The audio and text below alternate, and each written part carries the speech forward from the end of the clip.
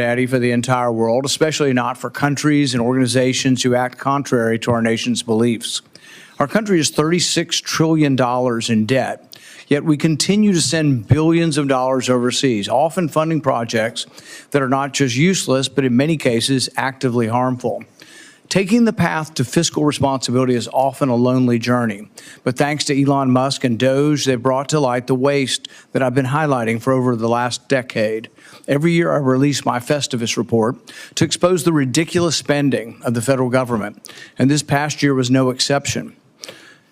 I uncovered over $1 trillion in government waste, with the State Department and USAID being some of the worst offenders. Let me give you just a few examples of what these unelected bureaucrats are spending your hard-earned money on. $4.8 million went to Ukraine's public affairs office in Kiev to fund social media influencers.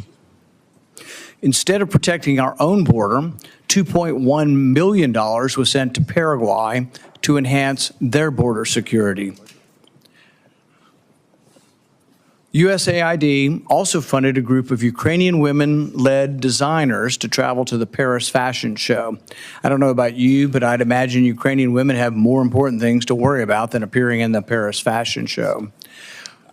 USAID spent $2 million on transgender surgeries, hormone therapy, and gender-affirming care in Guatemala. $3 million was spent to promote girl-centric climate action in Brazil. And I'd love to picture what a conversation about girl-centered climate action looks like. It's like, hey, Barbie, do you know what girl-centered climate change is? Since when do we believe arguments need to be tailored for girls to understand? How insulting to women at large that they think there are special arguments for girls to understand that are different than boys. $25,000 to fund a transgender opera in Colombia. Was nobody in Colombia willing to buy a ticket? USAID spent $32,000 in Peru to create a comic featuring a trans hero to address social and mental health issues. What does that have to do with diplomacy? $20,000 to fund a DEI program for a drag theater in Ecuador. $20 million was spent to produce a new Sesame Street show in Iraq. USAID spent $6 million to promote a project boosting sustainable tourism in Egypt. I guess the U.S. is now the travel agent for the entire world, since they spent $50 million on Tunisia's tourism, even though it's already one of the most visited countries in Africa. USAID gave $87.9 million to help Afghans farm, and incidentally, farm poppy, the plant from which opium is extracted. As of 2021, Afghanistan supplied 90% of the world's heroin. I thought the saying in the U.S. was just say no to drugs. How about we just say no to wasteful foreign aid? $70,000 for a live musical event to promote diversity, equity, inclusion, and accessibility in Ireland. State Department paid $330,000 to compile a disinformation index to blacklist conservative media outlets. USAID funneled over $54 million to EcoHealth Alliance, funding the very organization linked to the Wuhan Institute of Virology, the likely origin of the COVID-19 pandemic. Disgraceful.